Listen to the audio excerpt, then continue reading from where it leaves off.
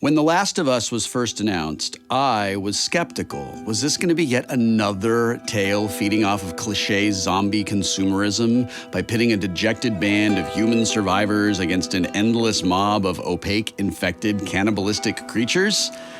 It turns out not. My uncertainty turned to intrigue when award after award started to drop for the title, and I realized that I was the only one of my friends not playing it. So I grabbed a copy, and I started playing the game, and I was hooked. From the Austin escape to the Boston remains to careening through Colorado and trekking to Salt Lake City, The Last of Us mixed masterful, emotional, cinematic narratives with gripping, terrifying gameplay, which penetrated my heart and threatened to rip my soul out of my body and eat it. I really, really want to believe in the Fireflies. The Last of Us not only changed the landscape of gaming, but it changes each and every PlayStation gamer who decides to join Joel and Ellie on their post-apocalyptic, dramatic journey. And now, the same studio that brought The Last of Us to the rest of us is employing their Naughty Dog swag to continue their storied and award-winning work on the iconic and adventure-filled Uncharted franchise. Obsession-driven, treasure-seeking, sacrifice-ridden, quip-given Nathan Drake is coming out of retirement for somewhat of a personal journey in pursuit of a historical conspiracy behind a fabled pirate treasure. Uncharted 4: A Thief's End looks like it might just be Nathan Drake's most fascinating adventure yet. On this episode of Conversations with Creators, I will sit down and discuss these two gaming masterpieces with Evan Wells, co-president of Naughty Dog, Neil Druckmann, Naughty Dog's creative director, Bruce Straley, game director, and co-lead game designer Anthony Newman.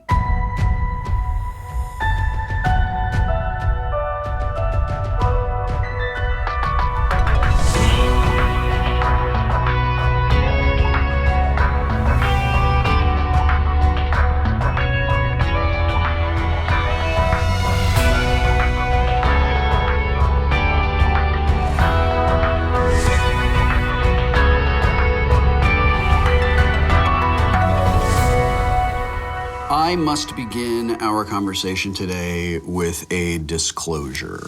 I am not objective about either of these games, even a little bit. I am extraordinarily good friends with Ashley Johnson and Troy Baker, who are Ellie and Joel in The Last of Us. The Last of Us, when it came out 2 years ago, became my absolute favorite game of that year. And I'm not the only one who felt that way. You may not be aware of this, but you've won a number of awards. I imagine that if there is an award to be given, you have it. And I wonder, when you were making The Last of Us, and any one of you can answer this, when you were making The Last of Us, did you expect that it was going to be what it became? Quite the opposite. Yeah.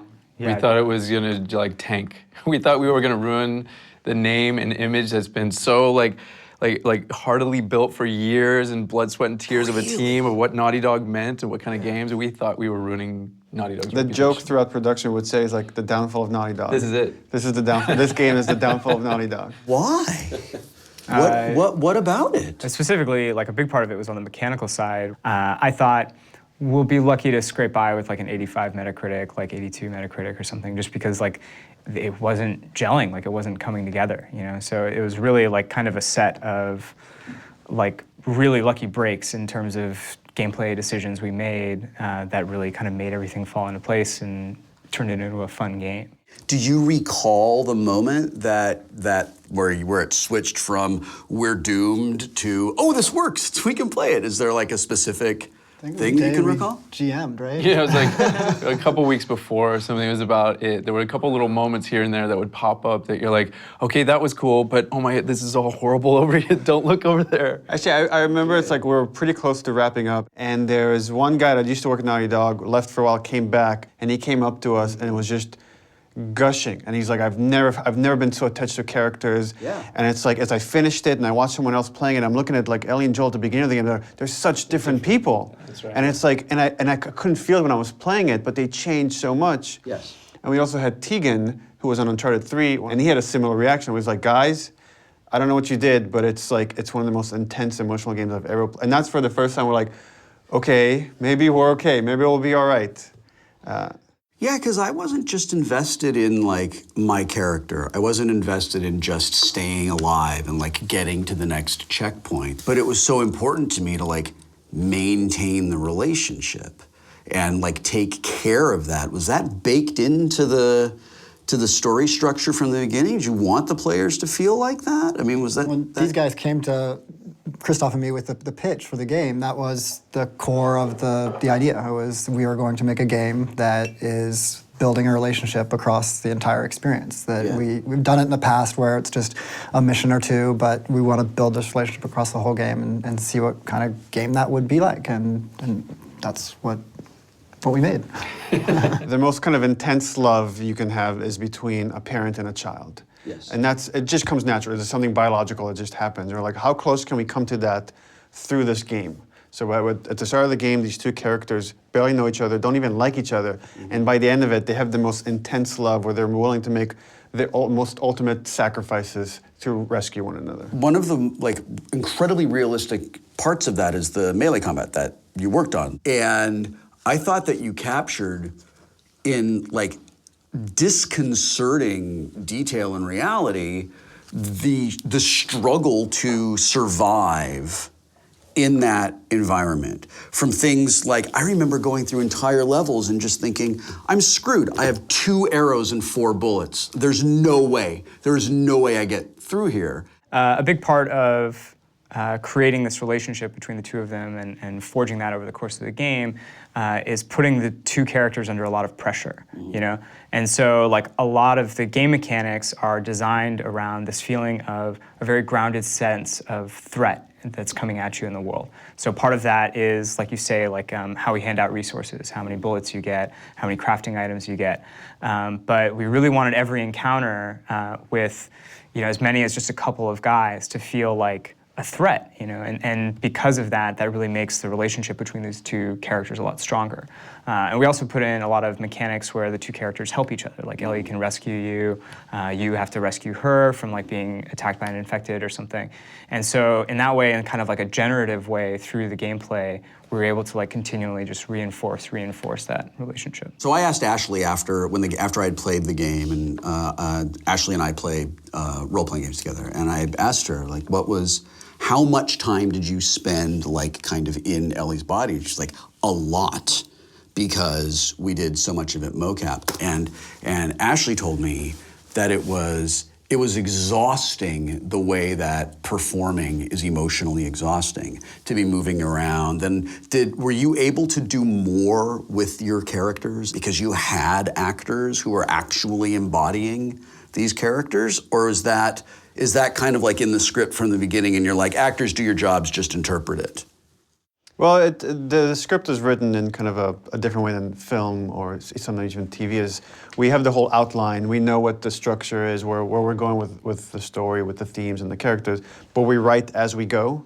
So as a level is being designed and built, we'll write the scripts for that sequence. And so much of figuring out those characters, like especially those first few scenes we did with Joel and Ellie, it was Ashley and Troy that really brought them to life. And in bringing them to life, they kind of answered a bunch of questions, made some significant choices about those characters, and that as we're trying them out on the stage, we will switch the scenes up. We will change them based on the choices the actors are making. Do you have a rough idea of how many hours you were in like mocap production for what we actually got to see in the game?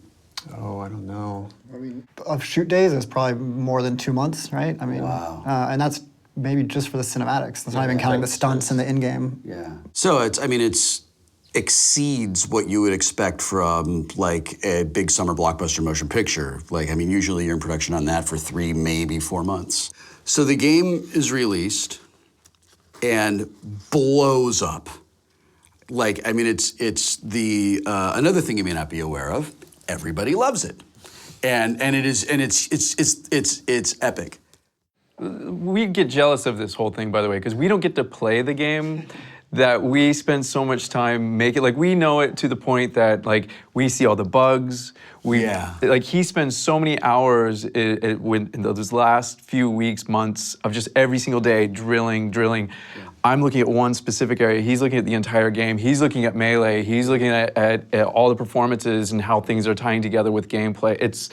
So we have our blinders on, and we never get to see the game in this way. That's why I like watching Let's Play videos where people are playing because that's the closest I'll ever come to experiencing it firsthand, is seeing their reaction and be like, okay, that's how the scene works. It works on that level, because I can't experience it on that level. Now, I have moments where, even when the level's still in block mesh, we don't even have the performance back from the stage yet, the audio's all off, and I can feel, this is gonna be, this is special. Right here, this is special. Like, this little thing, let's preserve this, let's just keep pushing for that. And all you're trying to do in production is try to, like, hold on to those little moments and keep fostering and, like, tie them together. Yeah, that's really what it is. So, in a way, we do have all of that, but it's weird and fragmented. I feel really sad for you that you don't get to experience. You guys, it's a really great game. I have not played another game ever or like before or since that affected me on that level. And I think it fundamentally changed what we expect from video games. Well, so now I have expectations for Uncharted 4. So does that affect the way that you approach it? Have you not thought of this until I planted it in your heads just now? And we came off of Uncharted 2, which, you know, won some awards as well, and had all those expectations when we went to do The Last of Us. And the only thing we know how to do is just ignore all that and make the game we want to play. I think Uncharted and Last of Us share a thematic idea in a way, in that the theme of sacrifice comes up a lot. And at the same time, they could not be more different. So as a director, what do you bring from this, like, kind of intimate, intense experience that translates itself to a bigger and a broader high action pulp hero experience? Or you could disagree with me and say that I disregard your premise, Will Wheaton. It's hard because you're right, it is a different genre, it is a different tone. We kind of joke around about having to, you know, like, crank it back up again, get the high action, the tropey, you know, action adventure sense from that Uncharted is, like, really known for, and we love about Nathan Drake. We want buildings to collapse, we want helicopters fighting on it, you know, we want tanks and craziness, but it also has the intimacy in the characters, etc. So it straddles both realms, and coming from The Last of Us, it's difficult to try to retain the intimacy and the characters, but at the same time get the bombacity.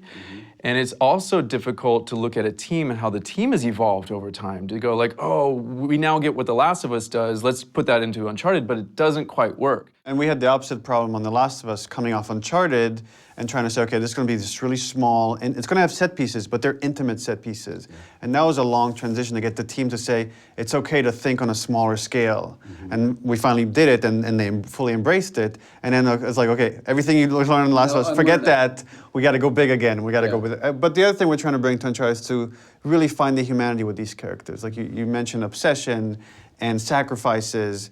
There is something with Nathan Drake and the people he's related to that there is a cost. There's a cost on going on these adventures. So straddling that tone and trying to find the right space for it, where, you know, it's still pulpy, it's still fun, it still has a charm, but there's still a reality to these characters. There's still the intensity of that relationship. You can choose not to answer this. There is a fan theory that I subscribe to that I actually think is really terrific, which says that The Last of Us and Uncharted take place in the same world, and that, you know, you've heard this, and that the virus that spreads in The Last of Us actually originated in Uncharted, and everyone from Uncharted is dead. Would you like the El Dorado, like, virus? That's the one. Yeah. Would you be willing to comment on that? Anthony, I think you were responsible for that newspaper clipping in Rusty Pelican, right? Yeah, that was my thing. So the funny story there, I don't know how many people know the story, but basically it was towards the end of Uncharted 3, and I was actually the designer on the pub brawl level. And I asked Neil if it was okay, so it's really all Neil's fault. if we put like a little hint at The Last of Us in the pub, like on a newspaper or something. Yeah. And so finally we kind of all forgot the about thought it. was The Last of Us would be announced by the time Uncharted 3 came out. Yes. And then we pushed the announce of The Last of Us until after Uncharted 3 comes out, and we forgot about this newspaper clipping that was still in the game. So we have all this like these hints going out about The Last of Us, and we're about to announce it, like we're a week away, and then somebody finds a newspaper clipping and makes the connection. And we're like in some 2-hour meeting, and I get a text from one of the designers, and it's like, cat arrow bag. It's like cat arrow bag. And I show it to Evan, and his eyes just go wide. And we have like 10 more minutes in this meeting, and we're just like sweating. And I come out, and I see almost every person is on NeoGAF reading this thread about this thing. And I come to the design pod where Anthony jumps out of his seat. He's like, I just want to say, you told me it was okay. But the great thing is, like, we had just released Uncharted 3, so no one thought we were making another game. So they're like, oh, Naughty Dog must be helping Sony Santa Monica. They can't be making another game. Yeah.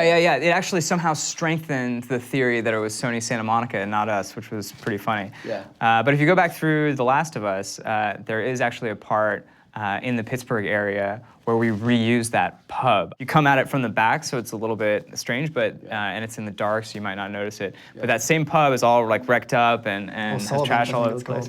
If I'm understanding you correctly, Yeah, it's all true. it's Yeah, all exactly, true. Exactly. That's what I'm saying. Uncharted 4 is just a dream. They're all already dead. They're all already dead. I'm gonna get so much Reddit karma for this. Yeah. After the work, you know, the like tremendously satisfying dramatic storytelling experience of The Last of Us, I would expect some of that to wash into the upcoming Uncharted, into Uncharted 4, that we might see more of his character moments and more of that. Is that a safe bet?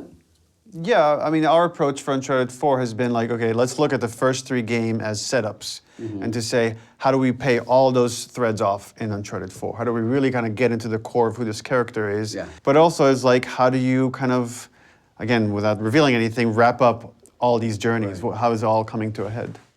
There's a moment in one of the Uncharteds where just like looking at stuff, and I don't want to move because it's so beautiful, and I don't want to trigger what the next action is going to be. There are moments in The Last of Us where I didn't want to move because I was terrified of what was going to happen. I would love to hear a little bit about your art design process and how you choose, because your games are so cinematic.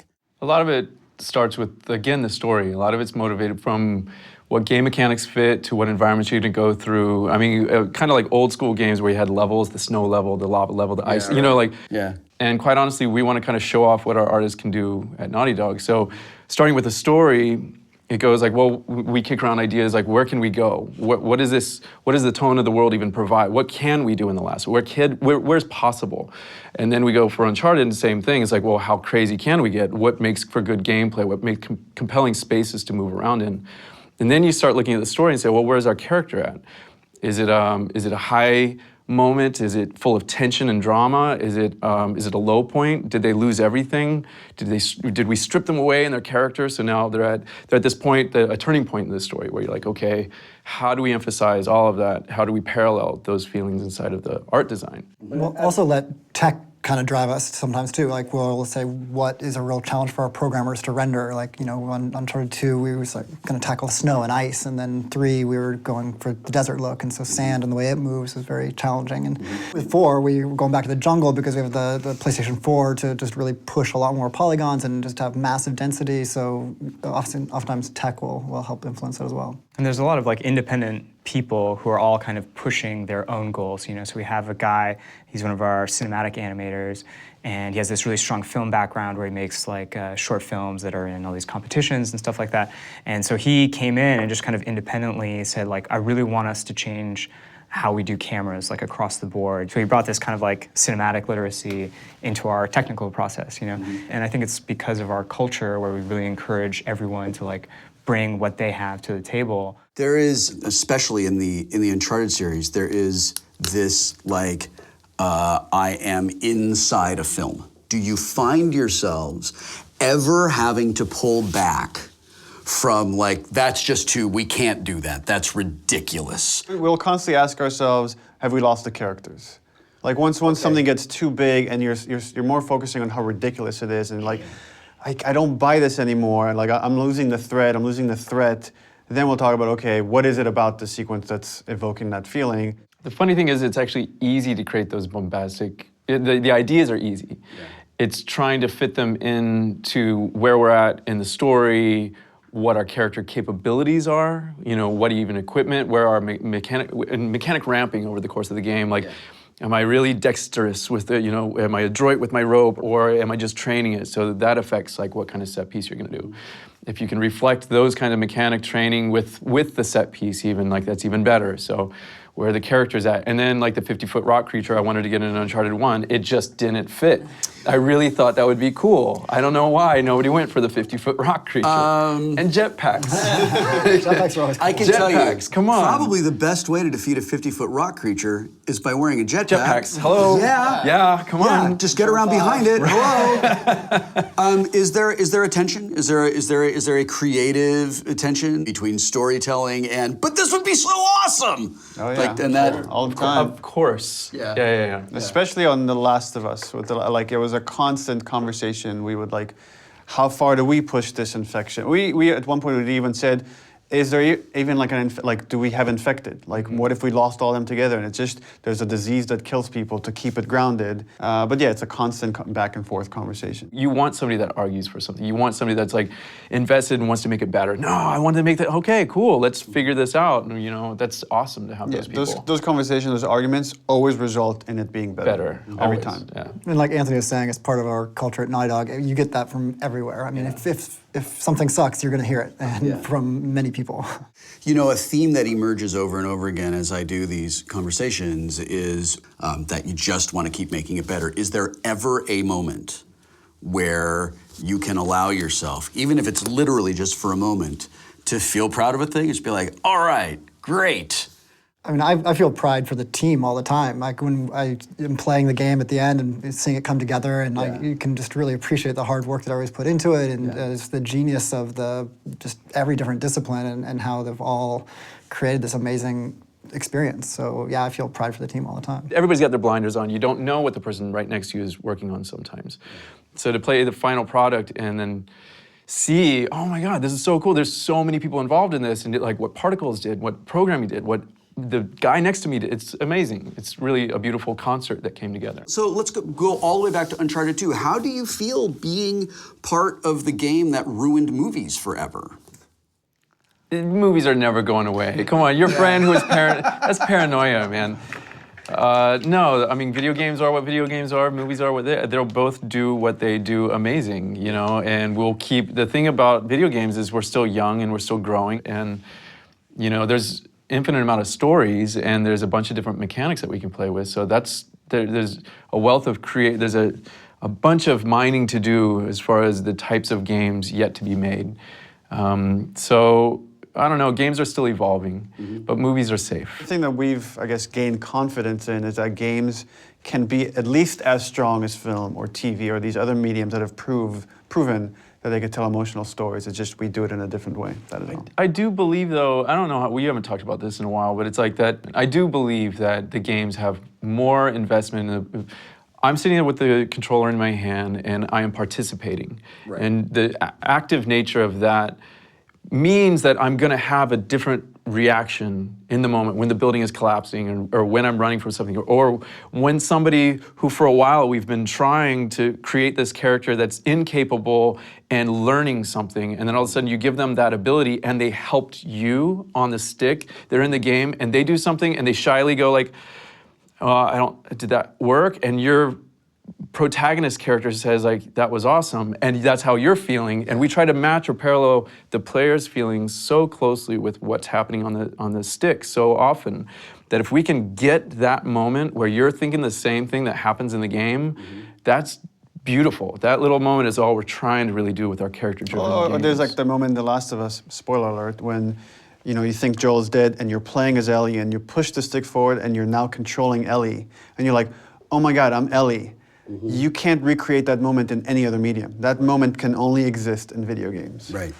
I love the moment, by the way, when I've been boosting Ellie forever and then all of a sudden I get boosted as Ellie And I sat there for a second, I looked back down, and there's David, you know, and it's just like, this is awesome. Like, this felt great. This is what like, it is on the other side. Yeah, of it's the like this, boost, yeah. everything's flipped because my brain has been built to, and it's all about building those rhythms so that we can tweak them, you know, subvert that idea. And we try to do the same thing with our storytelling with characters, but then if we can get it on the stick and make you feel that way that the characters are feeling at that moment, your heart cracks open a little bit more with video games. But man, is it hard to get that. It is so difficult to capture those and there's moments. no blueprint. It's like That's actually very surprising for me to hear that it is that hard, and I guess it's because developers make it look easy to elicit an emotional response, and not just a emotional response, but the emotional response that's right for that moment from a player. Because I would imagine as a player, I'm invested in this, and that moment's going to pay off for me. The thing that makes it so challenging is how to get that story across to you and keep you on the stick. Because if we take you out of it too much, you start losing that investment, you know? Right. So we want to deliver that emotional payoff, but do it in a way that's really graceful, where like you always feel like you're in control when you want to be, and we only take control away like when we have to. Or when it's an ally, how do you make systems feel like a personality? How do we fool you? How do we make you think like, I'm here with another person and this person is reacting to what I'm doing, and it's all these crazy intricate system working behind the scenes, so she'll just say the right line at the right moment, or just stab a guy in the back to save you at this opportunity. Or look at you. Yeah. Like we do a lot of work with like head tracking and like when they look, when they don't look. Like as she's standing there, like not doing anything, does she gesture? Does she like clean her knife off and stuff? There's like all kinds of like little touches to bring those characters to life. But again, we have to do it in such a way that as you're shooting infected or running around, like those systems can trade off like really seamlessly. You know? Do you work at all with psychologists to get that kind of emotional, like to find out how that's going to come? Not professionally. No, we don't. I mean, it's fun to watch TED Talks about synthesizing happiness by actually reducing the amount of choices that you have on a day-to-day basis. And that affects literally the design of some of our systems. You can do, it's that thing where sky's the limit. You know, we have more ideas than are necessary to get the effective response that we want from the player.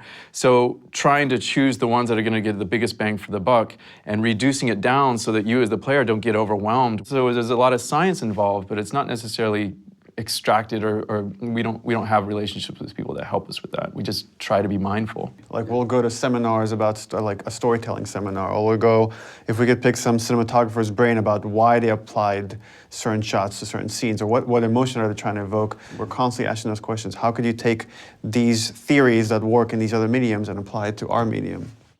Yeah, we've had people come in though. There's been times where Naughty Dog will, you know, have somebody from Pixar come by and talk about storytelling. There's books that we'll throw around. That's the cool thing also, is like passion, back to passion, like each individual. There's an animator that when we start talking like a cinematic language, when we're pushing for something, like we're using references of you know, Coen Brothers film.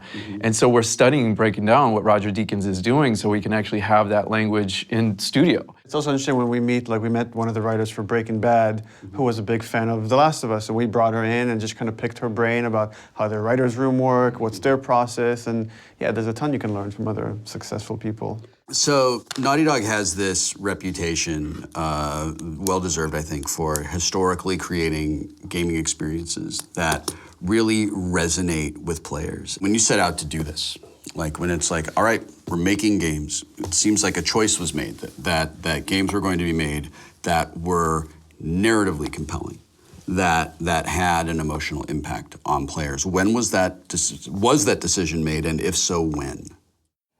I mean, I guess it goes back even to Jack and Daxter. Jack X, right? I think Jack X was the the first. pinnacle. Combat racing was when we really. No,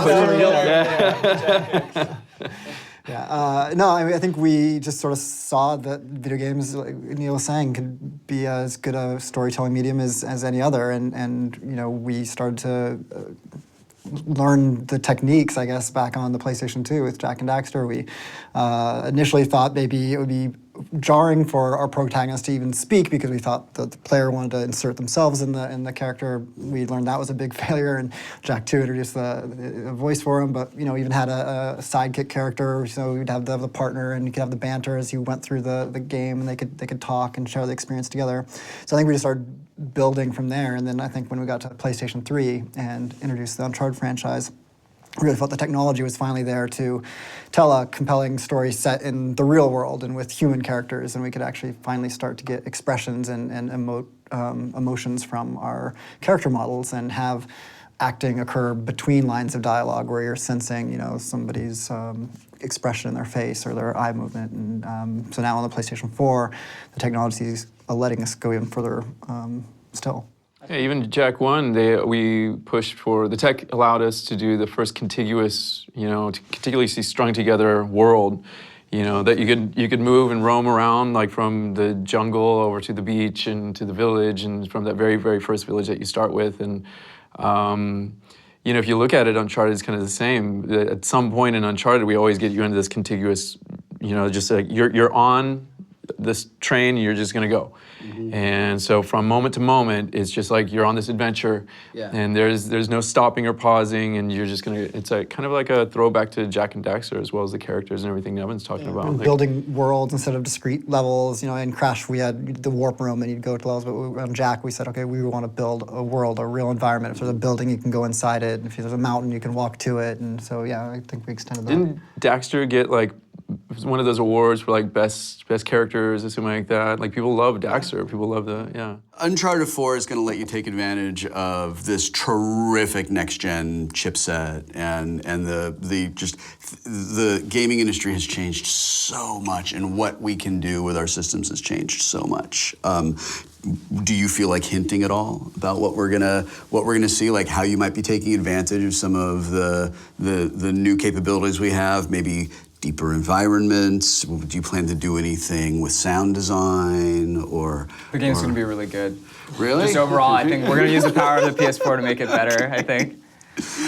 Seriously, do you find that you can do you have more narrative discretion just because you have more to work with in the guts of the machine, I guess is what I'm saying? I think that's for sure true. One thing that we tried to do with The Last of Us, and it was really challenging because we pushed the memory of the PS3 to the limit, was have more open environments. We really wanted to give more player choice, a greater sense of freedom and kind of exploration in these levels. And that's something that's even better for Uncharted with Nathan Drake's incredible moveset and navigation and stuff. So one thing that we're definitely doing is we're opening it up a lot more, and the memory of the PS4 is really definitely allowing us to do that. Another thing that's super exciting is the fidelity of the characters is just going crazy now.